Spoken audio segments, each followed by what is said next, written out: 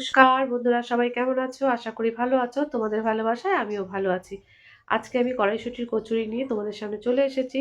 কড়াইশুঁটির কচুরি আমি কিভাবে করেছি সেটাই আজকে তোমাদের সঙ্গে শেয়ার করব। সবাই তো দেখিয়ে দিয়েছো কড়াইশুঁটির কচুরি তোমরা করে। আর আমার কচুরিটা তোমাদের যদি ভালো লাগে তাহলে একটা লাইক, একটা কমেন্ট, একটা শেয়ার অবশ্যই করো। তাহলে দেখতে থাকো কড়াইশুঁটির কচুরিটা আমি কিভাবে তৈরি করলাম। সবাই তো কড়াইশুঁটির কচুরি, আলুর দম সবাই শীতকালে খেয়েছো। এখন যা প্রচণ্ড ঠান্ডা পড়েছে সেই জন্য সবার ঘরে ঘরেই কড়াইশুঁটির কচুরি, আলুর দম তো হচ্ছেই। আমিও সেই জন্য তৈরি করে নিয়েছি। কড়াইশুঁটি ছাড়িয়ে নিয়েছি, দেখো অনেকটাই কড়াইশুঁটি ছাড়ানোর পর দেখছি অনেকটাই হয়েছে। পুরোটাই আমি করে ফেলবো। যদি বেঁচে যায় তাহলে রেখে দেবো, পরে আবার হয়তো কোনো কিছুর সাথে করা যায় সেটাও তোমাদের সঙ্গে পরে শেয়ার করব।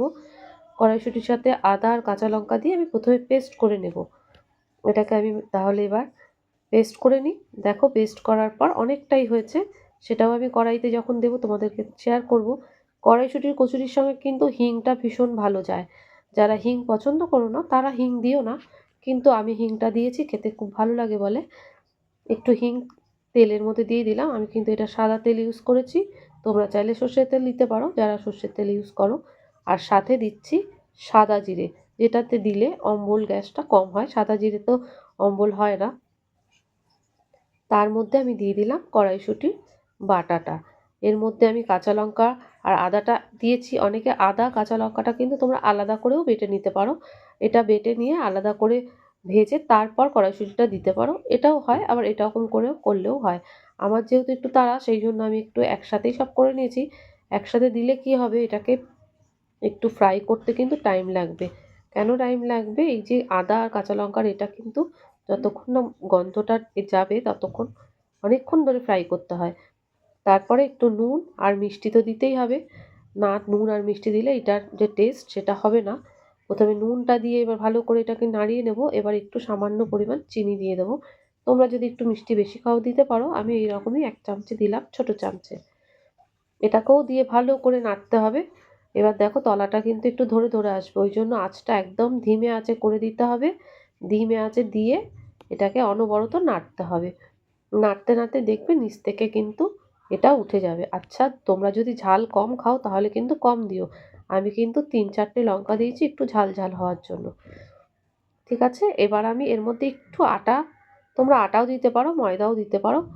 এটাকে ব্যান্ড যেটা বলে কে আটকে থাকবে, যেটা খেতে ভালো লাগবে। আবার তোমরা এর মধ্যে ছাতু দিতে পারো, এতে কিন্তু ব্যান্ডিংটা ভালো হয়। কচুরিটা যখন খুলবে দেখবে দোকানের কচুরিতেও কিন্তু একটু বেসন বা ছাতু মিক্সড করে। আমি যেহেতু বেসন বা ছাতু কিছুই দিইনি, একটু সামান্য আটা দিয়েছি এই বাইন্ডিংটার জন্য।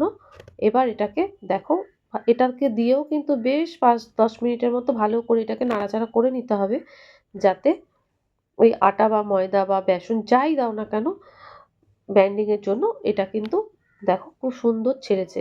এবার আমি এটাকে একটা পাত্রে ঢেলে নেব। তার আগে আমি একটু ভাজা মশলা আমি শিশিতে সবসময় করে রাখি, এটার আমি ডেসক্রিপশানে দিয়ে দেবো কী কী মশলা, তোমরা দেখে নিও। ওটা দিয়েও আমি একটুখানি নাড়বো। সবাই তো সব রকম কচুরি করেছো, আমার মতো কে করেছো একটু কমেন্টে এসে জানিও। যদি তোমরা এইভাবে বানিয়ে থাকো তাহলে খেয়ে দেখবে খুবই টেস্টি হয় আর খেতে অন্যরকম লাগে। শুধু শুধুই কচুরিটা খাওয়া যাবে, কোনো তরকারি এর সাথে লাগবে না, এত সুন্দর ভেতরটা খেতে হয়। তোমরা কিন্তু আটা ময়দা বা বেসন বা ছাতু কিছু যে কোনো একটা কিন্তু দিও, তাতে কিন্তু খুব ভালো হবে। যাই হোক, আমার তো হয়ে গেছে, এবার আমি আটাটা মেখে নেব।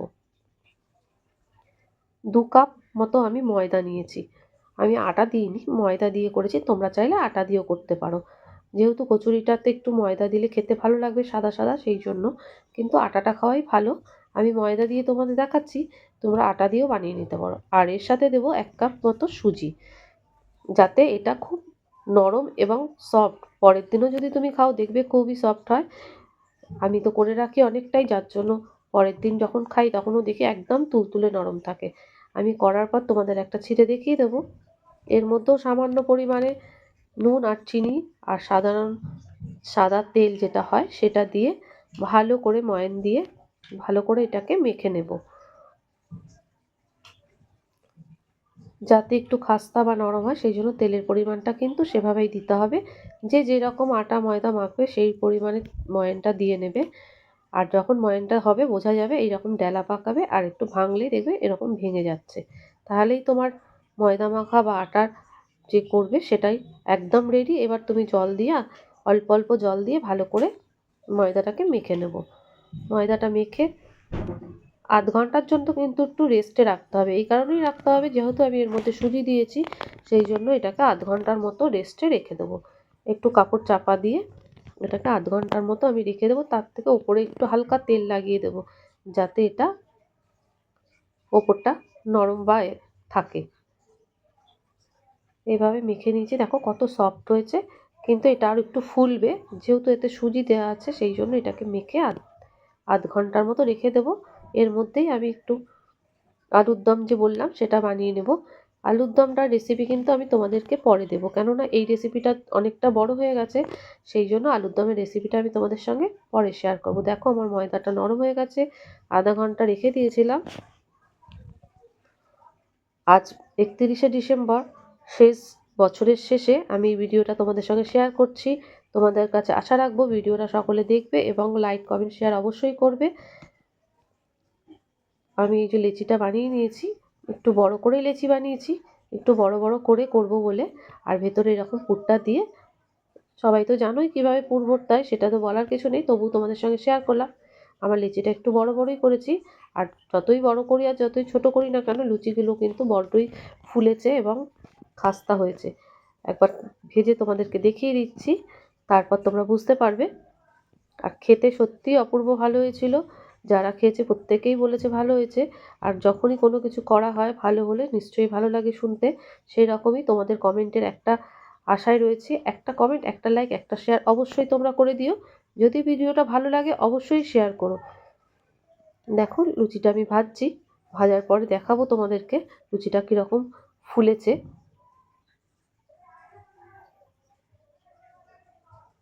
প্রত্যেকটা লুচিই কিন্তু ফুলেছিল।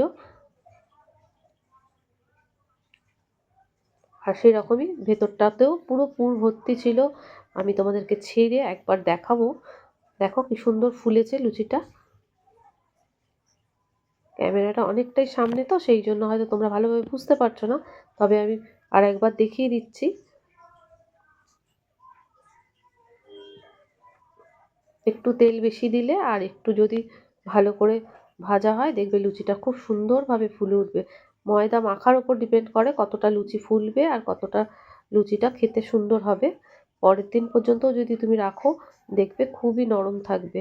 সুজি দেওয়ার মানেটা হচ্ছে লুচিটা সফট এবং নরম ফোলার জন্য খুবই ভালো হয়। আর সুজি ছাড়া করলেও নিশ্চয়ই ভালো হয়, কিন্তু সুজিটা দিয়ে একবার করে দেখবে। আমার তো মনে হয় এটাতে খুবই ভালো লাগে খেতে। এটা যেহেতু আমি ঘরে বানিয়েছি, সেহেতু আমি সুজি দিয়েছি। দোকানে কিন্তু সুজি ইউজ করে না। দেখতেই পাচ্ছ প্রত্যেকটাই কিন্তু এরকমভাবেই ফুলেছে। আমি তোমাদেরকে থালায় সাজিয়ে একবার দেখিয়ে দিচ্ছি। আমি আলুর দমের সঙ্গে সার্ভ করেছিলাম, আমি একটা ফাটিয়ে দেখেছিলাম, তাই তোমাদের সঙ্গে একবার ফাটিয়ে দেখিয়ে দিচ্ছি ভেতরটা। দেখো পুরোটাই কি সুন্দর সবুজ, আর কচুরির ভেতরটা একদম ভর্তি পুর রয়েছে। এই রকম হয়েছে দেখতে। গন্ধটাও খুবই সুন্দর, যেহেতু ভাজা মশলা আর যা যা দিয়েছি প্রত্যেকটাই খুবই অপূর্ব খেতে হয়েছে। যদি ভিডিওটা তোমাদের ভালো লাগে, নতুন বন্ধু হয়ে থাকো, আমার ভিডিওটা তোমাদের সামনে এসেছে, তাহলে কিন্তু একটা লাইক, একটা কমেন্ট আর একটা সাবস্ক্রাইব করে যেও নতুন বন্ধুরা। তোমরা ভিডিওটা যদি দেখতে চাও বারবার, তাহলে বেল আইকনটা অল করে রেখো। প্রত্যেকটা ভিডিও তোমাদের সামনে অবশ্যই তাড়াতাড়ি চলে আসবে। তাহলে ভিডিওটা আমি এখানেই শেষ করছি। টাটা, বাই বাই, ভালো থেকো, সুস্থ থেকো।